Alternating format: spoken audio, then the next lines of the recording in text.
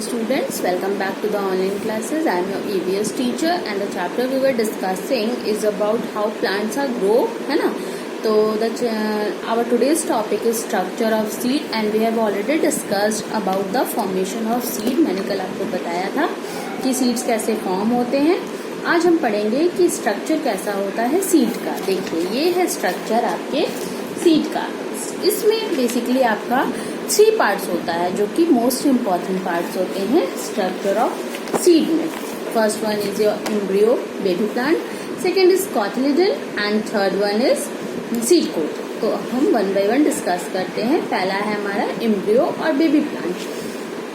ये जो baby plant होता है ये बाद में जाके सिडलिंग्स छोटे छोटे पौधे का रूप लेते हैं या यंग प्लांट कहलाते हैं जब उसको राइट कंडीशन फॉर ग्रोथ मिलता है, यानी कि उसको प्रॉपर सनलाइट, वाटर, वार्म सारा कुछ मिलेगा तो ये इजीली डेवलप हो जाएंगे. Next one is cotyledon. Cotyledon जो होते हैं इसको हम अनदर नेम सीड लीव्स भी कहते हैं. ठीक है, ये जो सीड लीव्स होते हैं ये इसमें ये सीड का खाना स्टोर होता है और ये एम्ब्रियो को हेल्प करते हैं ग्रो करने में और फिर ये धीरे धीरे न्यू लीव्स का फॉर्म ले लेते हैं. और next one is your seed coat.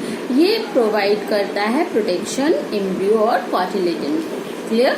Now seed germination. Next topic is seed germination. किस तरह से सीड जर्मिनेट करता है, यानी कि वो प्लांट में टर्न अप करता है. Now germination is the change of seed into a seedling under suitable conditions. Seed needs warm, water and air in order to germinate. When these 3 things are present in the right amount, the seed will swell and the embryo will begin to grow.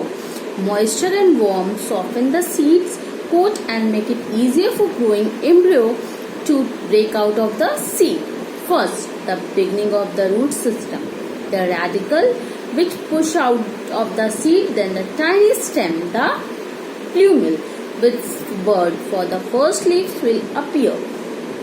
During germination, the embryo gets its energy from the stored food and the stem breaks through the surface of the soil and the leaves open up to the sun and roots take in water. Now it can carry out photosynthesis to prepare its own food. देखिए ये जो आपका process है इस तरह से seeds धीरे धीरे जर्मिनेट करता है. तो मैं भी आपको डिटेल में समझाती हूँ. जर्मिनेशन एक ऐसा प्रोसेस है जहाँ पे सीड कन्वर्ट होता है सीडलिंग यानी छोटे से पौधे में, यंग प्लांट में, and it needs proper condition for germination that is warm, water and air. अगर ये तीनों चीज उसको प्रॉपर वे में मिल रहा है तो वो आसानी से जर्मिनेट कर जाएगा. और इस तरह से सीड क्या होता है धीरे धीरे स्वेल करता है और इसका जो एम्ब्रियो होता है वो ग्रो करना शुरू होता है. जैसे ही उसको मॉइस्चर मिलता है और गर्मी मिलती है ये सॉफ्ट हो जाता है सीड कोट और सीड कोट बहुत इजीली एम्ब्रियो को अपने अंदर से बाहर आने देता है और वो सीड कोट ब्रेक हो जाता है और वहां से न्यू प्लांट इस तरह से ग्रो कर जाते हैं. जिसमें पहला होता है आपका रेडिकल जो पुश करता है ऊपर की तरफ सीड्स को और फिर धीरे छोटे छोटे टाइनी स्टेम बाहर आएंगे और फिर जो पहला बर्ड आता है फर्स्ट लीव वो हम लोगों को दिखना शुरू हो जाता है.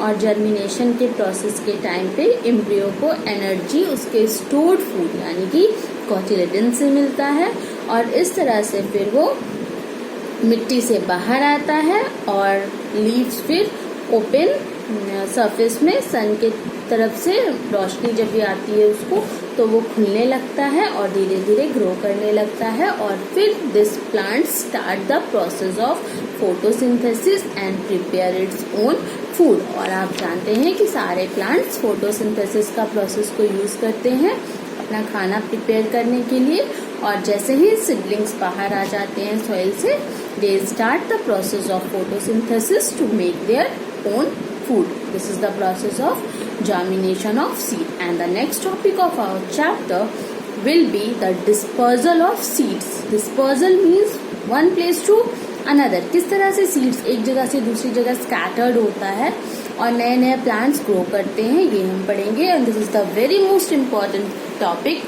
of your chapter, that is dispersal of seed. So we will discuss in the another video.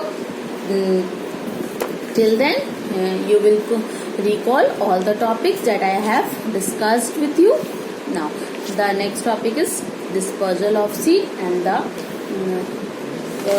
let's stop here, and in next video we will start with the new topic. Thank you, students.